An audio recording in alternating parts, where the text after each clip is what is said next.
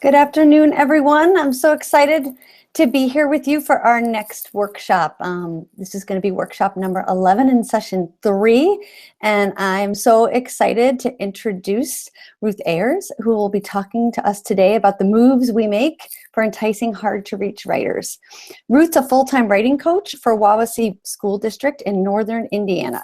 She spends her days helping students find meaning in their stories and encouraging teachers to reflect and refine the art of teaching. I would say she also helps us become better writers. At least I can speak for myself, joining lots of things that she does online in terms of writing. Ruth previously taught 7th grade in Wawasee Middle School for 4 years, and she wanted to become a teacher because she wanted to have a positive impact on the lives of middle schoolers. In her free time, Ruth likes to read, write, take photos, walk, and cook. But in reality, she spends most of her time with her husband, Andy, and their 4 children. So I'm so excited to be part of this today, and I'm going to hand it over to you, Ruth. Enjoy. Thanks, Claire. Hi, everybody. To bear, the Ed Collab is a great group of people, and there's just so much grace. So I just really appreciate Claire and everybody who's put this together. It's been a great day of learning. Like, I just keep bouncing from session to session. So we're going to go ahead and get started. And let me see if I can share my screen here.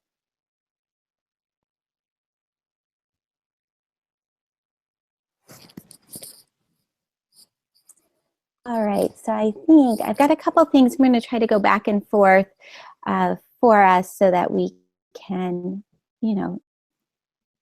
talk face to face and then see some of these images. So the first thing, we're talking about enticing hard-to-reach writers. And just in the, I created a new ebook just for this session. I think the Ed Collab, they get everything that's good and education. So they're on my website, discoverplaybuild.com. You'll see a bright orange button for a brand new ebook. So to start off this topic, I'd like for us to start right in our classrooms. And I'd like for you to think a little bit about your students, your classroom, the last time you talked to them about writing, and just kind of classroom, take a look around. And what I'd like you to think about and to tweet, there's the hashtag, the EdCollabGathering, in space, hashtag 11, is what do kids do or say when they don't want to write? So, and think about your classroom and what is it that kids do or say when they don't want to write. This is true for all ages. So whatever age you're with, just what are some of the things kids do or say when they don't want to write? So I always picture one of my first students. His name was Bo, and he came into my room in a black hoodie, and he flipped his hoodie up, and when it was time to write, he went underneath his desk, hoodie even tighter, drew up his knees, and he just kind of sat there, and he didn't want to write. What about you? And tweet that, think that, get a picture of a kid in your mind, because I think it's really important that what we talk about, it lands front and center in your classroom. So I don't know what you put down. Something that I always think of, and teachers tell me a lot, is like there's no pencil. This one is rather disturbing. As a teacher, when I'm working in a writing workshop, and it's been like 30 minutes of writing time, and I come across a kid, and they say, "Why aren't you writing?" And they say, "Well, I don't have a pencil." And it's a frustrating thing to think about. Sometimes kids sit and stare. Maybe you said that kids ask to go to the bathroom. Frankie Siberson once wrote an article for Choice Literacy about how when we do things hard, we look for ways to get out of them. And so she was talking about a new exercise class and how she was like looking to go to get a drink of water or go to the bathroom. Kids, they say to write or some version of this. Another thing that I see kids doing is they only draw. So they do a lot of writing words. Sometimes kids distract others. they say, I don't know how. I just don't know how. And there are a ton of behaviors that we see. There are a ton of things that kids say when they don't want to write. Before long, I think what happens is we stop seeing the stories inside of kids and we see only the negative behaviors. This is why we want an easy, like we want to fix it. We want kids writing. And the thing that I'm coming to realize is that there's not an easy to get kids to write. There's no easy answer to entice kids to write. But what I've been doing, and I've always been drawn to those kids who have a hard time writing. If I were to come into your classroom and you asked me to confer with a student, the student that you just imagined is the student that I would probably, on my own, be drawn to sit next to and have a conference with. And so I've been thinking about these kids, and I've been allowing some of my storylines to begin talking to each other. So I've been letting my role as a mom talk to my role as my storyline as a teacher and as a writer. I think that instead of asking, like, how can I get rid of these behaviors? I've started asking a different question. Super important that we know kids' stories. And what I've been asking myself is, what if I look at the hard student instead of tackle behaviors of not wanting to write? If it were an easy answer, we would have figured out the answer to it already. It's not easy. It's actually a pretty complex thing that we're trying to figure out. We're trying to figure out, how do we get kids?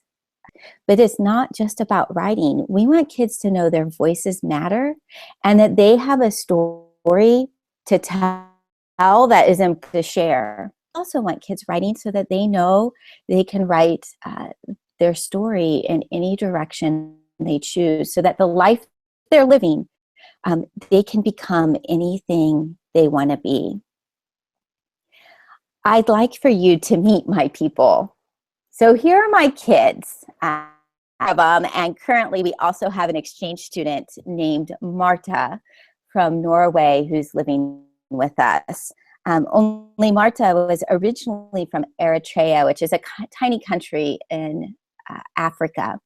So these are the kids. These are that I live with. It's really quiet around here right now, and they're doing a good job. So let me introduce you as blonde boy, and we adopted Sam at birth. I cut the cord.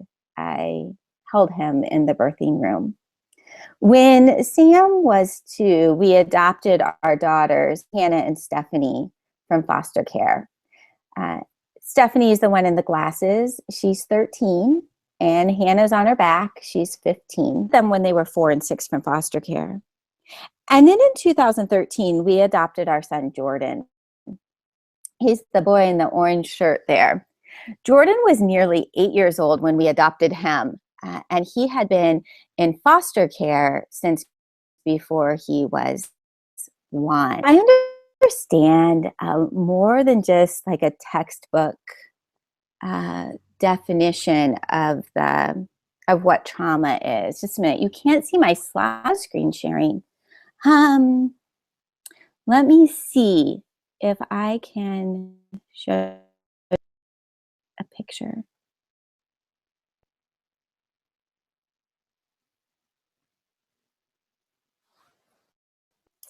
So there's the kids. I'm not sure if you can see them or not. And when I'm in full screen, I'm not able to see the chat, Claire. We can see your slide now. I get back on my train of thought. Oh, good. Looks like you saw them. So I wanted to show you these kids because they really influence the way that I entice writers. So it goes back to that idea that it's not an easy fix. So we have to understand really what's happening for kids. And so let me show you here. All right, I hope that you can see this.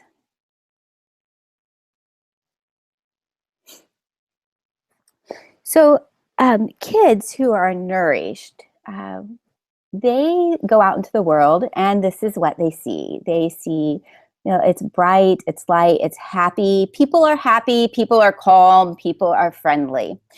This is how the world looks to kids when they're nourished, because this is what the world is. And your classroom, in the classroom, like it's a happy, friendly place. But the thing is when kids experience trauma, especially when they experience year after year, they don't always see the world like this. Instead, they see the world and let me just make sure that you're able to see these slides. Like, Claire, if you could let me know in the chat, because this is important.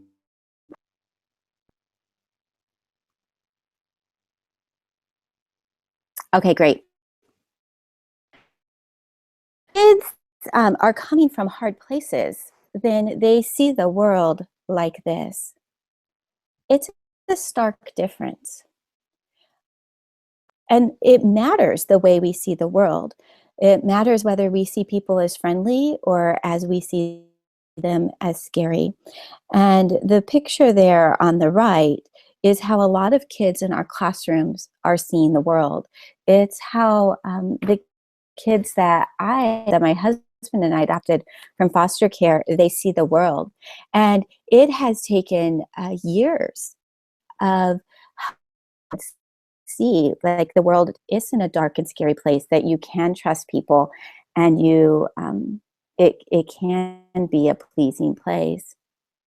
But what has happened in their brains is that it's changed. Now, a lot of us have probably seen this image before, like when we were in, this is Dr. Bruce Perry's research, and it's a cross-section of two brains, and they're both 3-year-old children. So the one on the left is a cross-section of a child who has been nourished their entire life.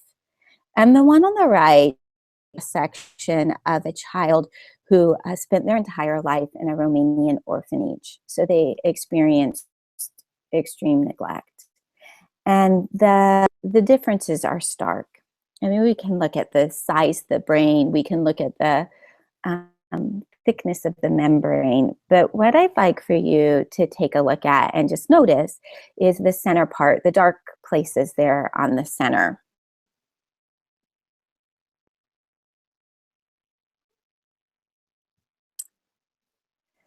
So that center, those dark centers, that's the amygdala.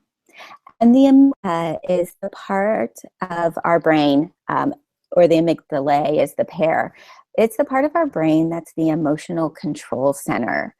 And it allows us to respond with emotions. But you saw how much bigger it was in the kid who experienced trauma. So there's a couple things to note, and this applies to those kids that we were just thinking of who don't want to write.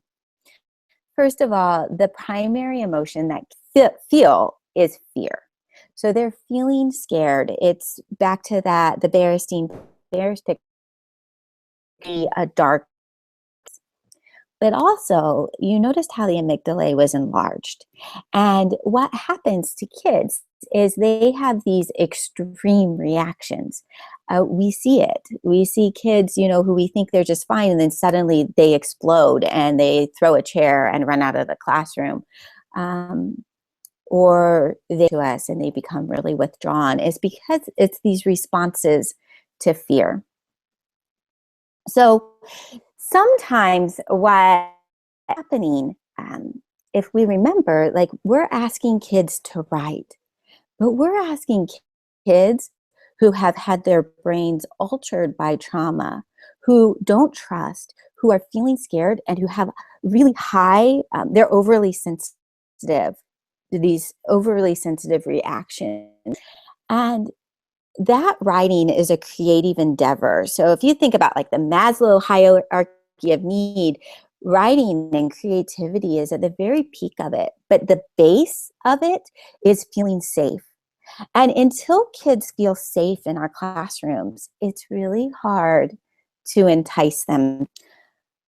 Now, I sometimes it's so odd being on one side of it. So I'm wondering, is there things that you're thinking about that you want me to talk more about before we go like to the good news of this? I've been spending a lot of time in some kindergarten classrooms.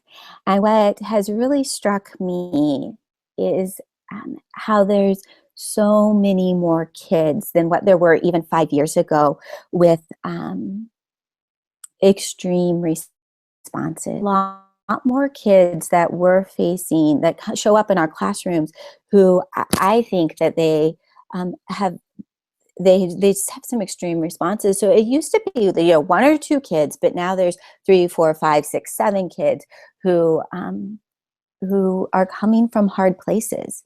And that's why it's not this simple solution to get them to write. Like there's not really a gimmick to get kids to write. What we have to do instead is understand what's happening inside their brains and inside their hearts. It was Avi who said, if you want to teach me to write, first you must love me. And it's not just about loving the idea of loving kids, but it's about loving really hard places. And I understand what it's like to love kids from really hard places. It's not easy. But let me show you the hope that there is. So trauma changes brains.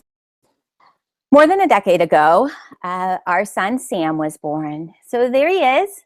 He was our first child, extremely generous to us, and she allowed us to be in the birthing room. I cut the cord, and they put Sam, birth mother held him just briefly for probably less than a minute, and then she put him in my arms. At that point, there were a lot of researchers who said that once, that experience, that trauma that Sam experienced of his birth mother, adoptive mother, would almost be too much for him to overcome, that there would always be that experience, that trauma that would drive the way that his brain would develop. And it used to be that we were told,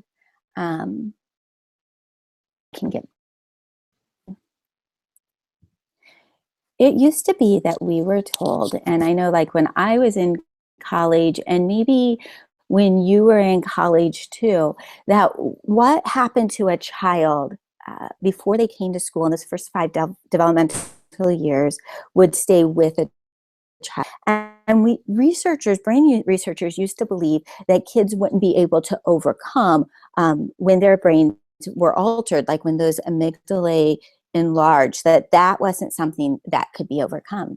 But what has happened since my kids have been born in the last decade or so is researchers are learning that that's not true. That instead, the brain it's like plastic. It can be remolded. And what can happen inside our brains and inside kids who have come from trauma is that the neural pathways can actually be rewired. And that children can, in fact, and that they can heal from these hard places that they come from. Interestingly enough, the way a brain is healed is the same way it is nourished in the first place. It is healed by meeting a need. So, and he was in our, he would cry and we would feed him.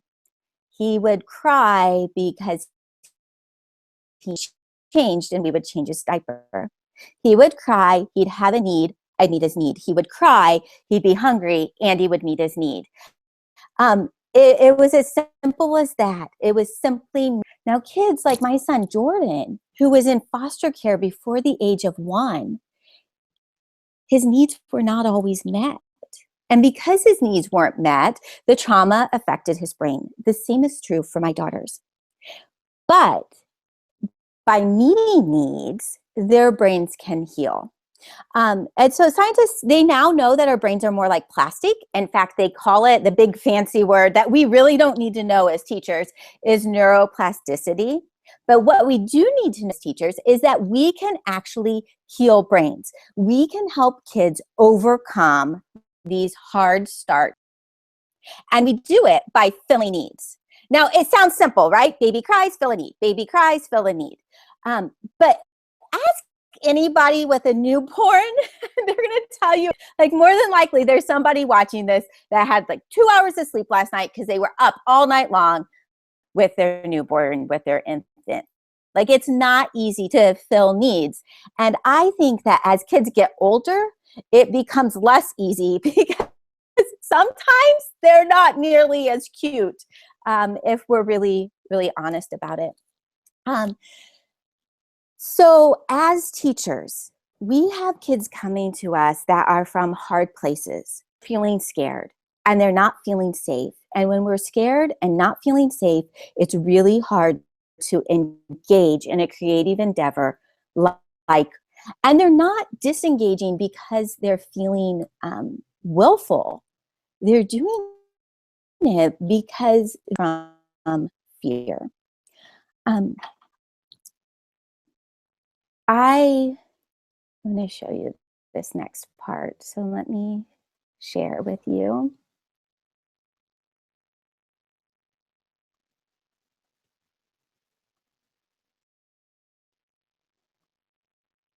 All right, so this brains heal in the same way healthy brains develop at the start of life. We fill the need. This is a kindergartner, and I just took this picture the last time, it was just a couple weeks ago. We were on spring break last week, and the last time I was in the classroom, I took this picture. And I just want to, when I took it, what I was doing is I was sitting next to Brody, and I was watching him work. Don Graves taught us that if we want to learn what kids need as writers, then we watch them work as writers. And I was watching as a writer, and I was just incredibly fascinated by him. He was using the word wall and writing words. He would start to write a word and add a space and keep going. He was stretching words. It was just such hard work. Like, there is so much that happens writing on the page that I was reminded how much kids really do as writers. And so it's this idea of filling needs. And if we're not sure how to fill needs as writers, then what we can do is we can watch kids. I just sat and I watched him. It was 8 minutes. I watched him. I took pictures of him. I made notes of what he was doing so that I can fill his need. The need that I think a lot of kids who are coming from hard places, whether that's a chronic hard place like my son Jordan, or whether it's an acute place where, maybe it's a rough spell. It doesn't have to be these extreme needs. It doesn't have to be kids that have orphanages for their whole lives. It can sometimes be like a big brother went off, or a big sister went off to serve in the military. It can be a grandma passed away. It can be a mom got sick. It can be a new baby was born. Like, there's all these ways to experience different levels of trauma, and it's up to us to fill the need. So we figure out how to fill the need for kids, and I just want to, because it's not simple, it's not easy, but it is somewhat simple. Like, we're asking, how do I fill these needs? So we have all these needs and all these behaviors up what the stories they have. And because of understanding this because I'm understanding that brains can heal, and that as a teacher, I have this important role to play in healing brains. I've decided to stop asking, "Where's your pencil?" Now, the reason why is this. If a child is nourished, and if a child is not feeling scared, when they sit down to write in writing workshop and they realize they don't have, then they ask for one. They ask a neighbor, they ask a teacher, they get up and they go get the pencils out of your pencil jar, whatever it is. If a child is well nourished, they're seeing the world with happy balloons, they go get a pencil. But when kids are coming from hard places, we can see them for 40 minutes. And when you ask them, "Why aren't you writing?" they say, "I don't have a pencil." I used to say, like, "Where's your pencil?" And they would kind of shrug, sometimes, if I was lucky. I've decided to stop asking, "Where's your pencil?" because really the way that it would work is shrug and kind of sink back. They would withdraw. Sometimes I would ask, "Where's your pencil?" And no, "I don't have one. What's the problem with you?" I had a 7th grader one time run out of the room. He says, "It's like, where's your pencil?" He's perceiving me as angry. Sometimes I ask, like, "Where's your pencil?" And a kid will just freeze. Like, they just stare at me and they don't answer. They just listen. What these are responses to fear. So when I ask, "Where's your pencil?" and let me get this so that you can see it on your screen. So when I ask, "Where's your pencil?" asking a student who's from a hard place, sometimes they fight. It's a response to fear. They get argumentative, they get aggressive. They're like, "Oh, I don't know where my pencil is," or "I don't need a pencil. I don't want one anyway." We see these, and you've probably seen it in your classroom too. Other times, kids, they might get really defiant. So, or they'll withdraw. That you can almost see them shrink back. They'll avoid it.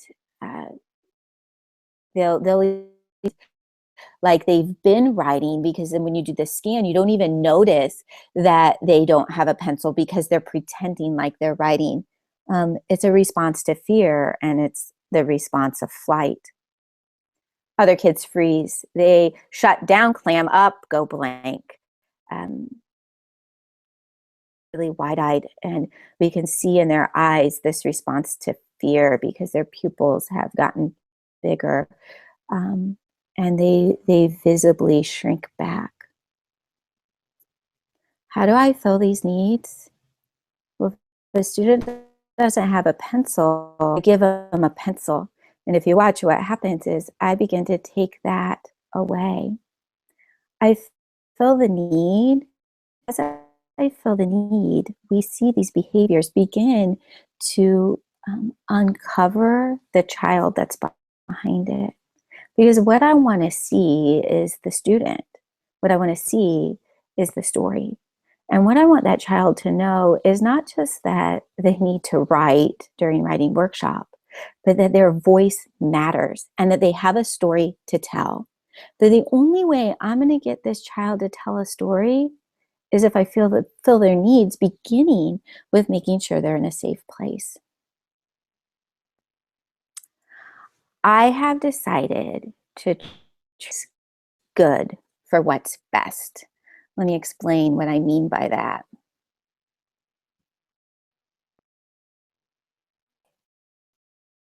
To teach children responsibility. And it is good and necessary in writing workshops to expect kids to have their supplies, settle in, and write. That's good. However, it's best to fill a need. And so I don't see handing a child a pencil as enabling them. I don't see that as making them less responsible.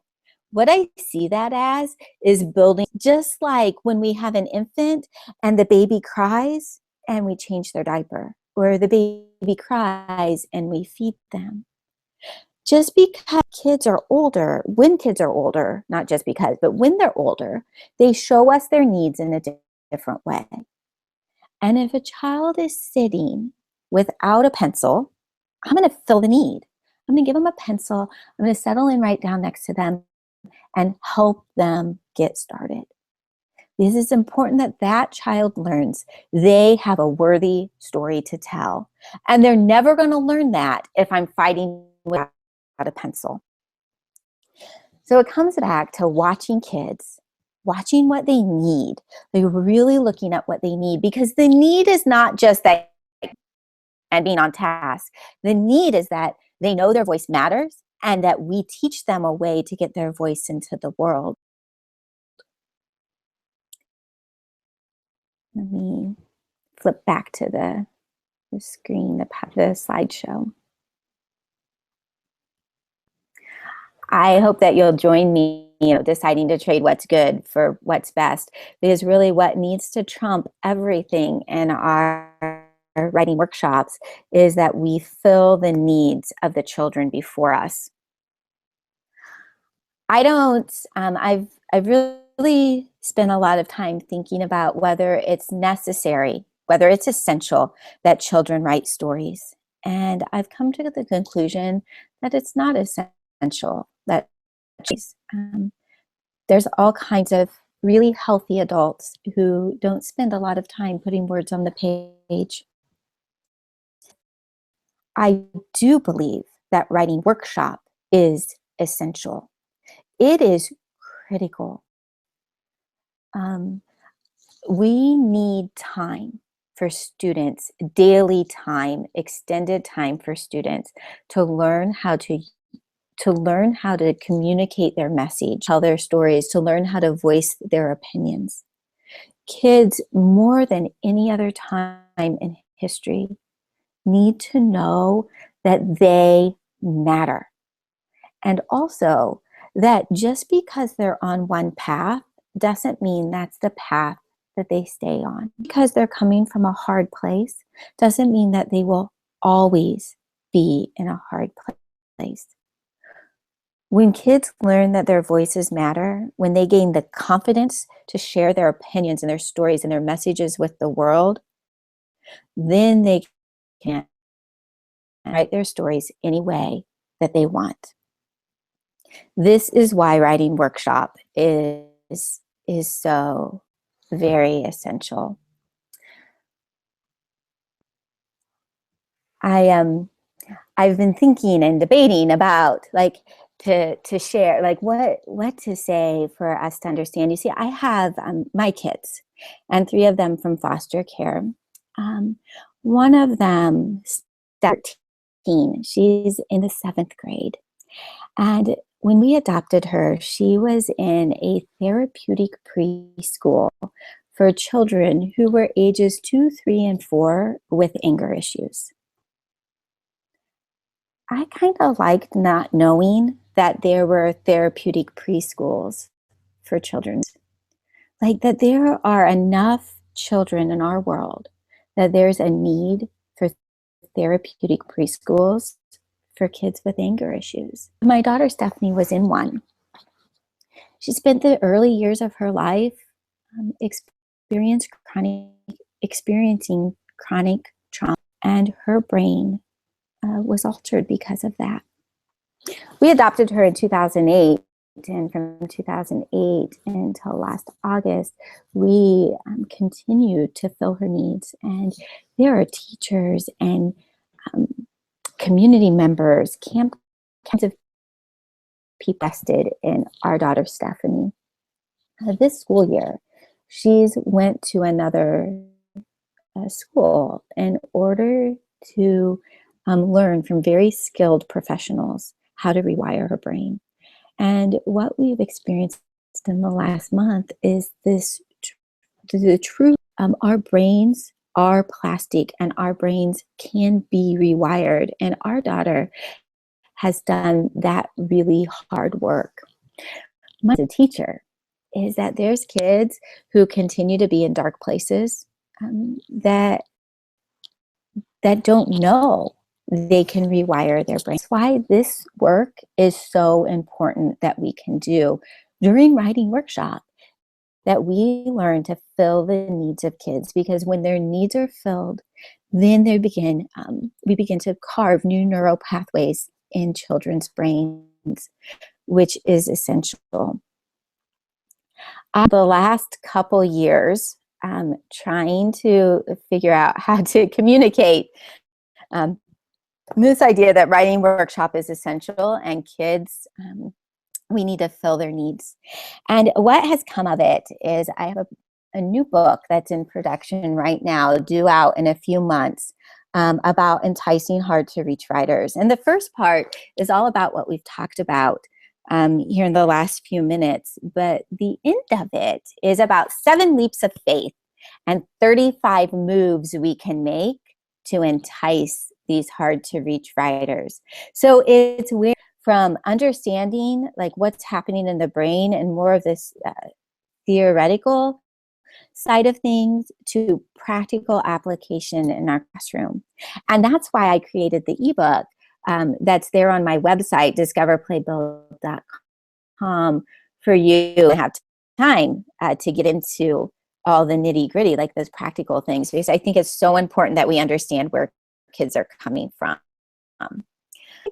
David Thoreau said this: we must walk consciously only partway toward our goal, and then leap in the dark to our success. Teaching writers is about taking leaps of faith. So we can understand and we can set in all these really and procedures, and they are necessary. We must have well-structured writing workshops. But at some point, we need to take a leap of faith. And that's what I'd like to share with you here. This list of 7. And again, you can get them on my website and have all that I wrote about. But I just would like to look down this list for a little bit. I think the first is essential and critical. And without it, none of the rest matter. So the first move we have to make, and then all the rest we can make in any order that we want. So the first one there is cultivate a celebration mindset. And what that means to me, let me flip so that we can see each other.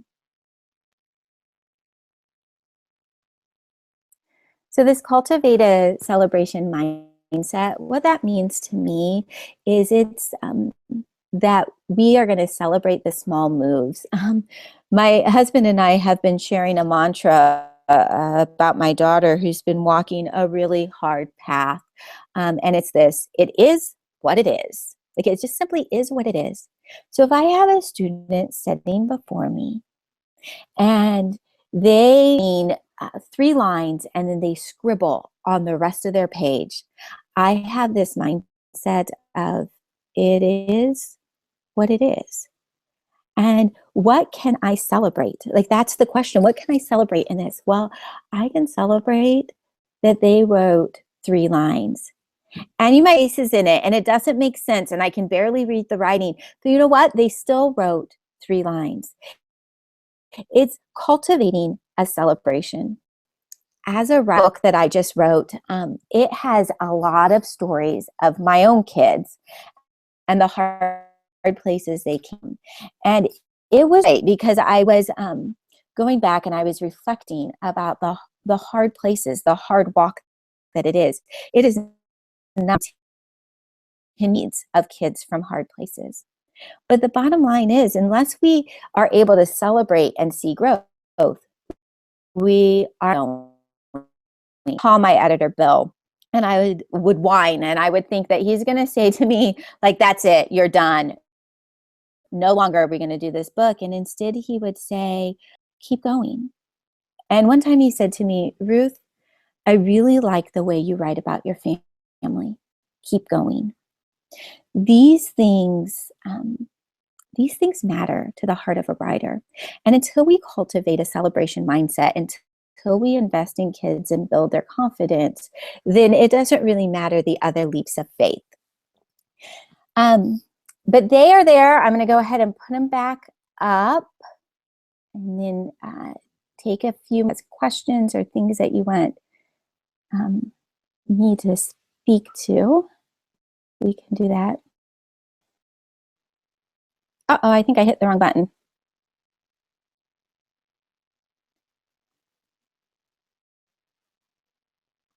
Let me try again. Okay, there we go. So there they are. And again, you can grab these off my website, discoverplaybuild.com. It's the 7 leaps, but then within each leap, there's also moves we can make. So like the cultivating celebration mindset is what kids are almost doing. And when we can find things that kids are almost doing, then we can help them do it. I just want to say thank you so much for joining me today, for listening. We have a few minutes left, so if there's questions, I know that Claire is watching the Twitter feed. Oh, there she is. So if you have questions or things that you want me to speak to, otherwise, I just want to say thanks so much for joining me, and thank you to the EdCollab for hosting me. Hi, Ruth. It was so great to get to listen in today with you. I learned so much by listening in and hearing everything. The Twitter feed was all over. People were loving what you were hearing, and I think you filled the need for all of us today during your session. Some big takeaways that I sort of was reading on Twitter is the idea to watch, and not just to watch for what we want to see, but to truly watch and get to know the learners sitting in front of us for their whole being, not just what's in front of them. I think all of us on Monday are going to go into a classroom and we're going to watch for those pencils and we're going to be giving them out and knowing that we're filling a need because you gave us all the power to know, and not just here, but actually medically, scientifically showed us that we can heal brains, and we have the power to do that by watching kids and making them feel safe and letting them know that their voice matters and their story matters. So I feel so hopeful at the end of this session, and I think it gave us all a lot of things to keep in our minds, I think in our work, but also even in our day-to-day lives. I think it's a really important book and a really important message, so we can't wait to read it. So thank you for being with us today. Up next on our sessions is to show you what's coming up next. We can hopefully see in session 4 at 2 o'clock, you have a little bit of a break. But then in session 4, you can join Alex, Jason, and Shanita for session 13. They're going to be talking about trust the experts, what our students have to teach us about authenticity, audience, purpose, and voice. Session 14 with Brian and Karen, transforming literacy teaching in the era of higher standards. Session 15 with Rita and John, family engagement, want readers, engage the community. And also Chris Lehman will have a session going at that time as well. So thanks everyone for joining us in this session, and we look forward to seeing you at 2 o'clock. Thanks, Ruth.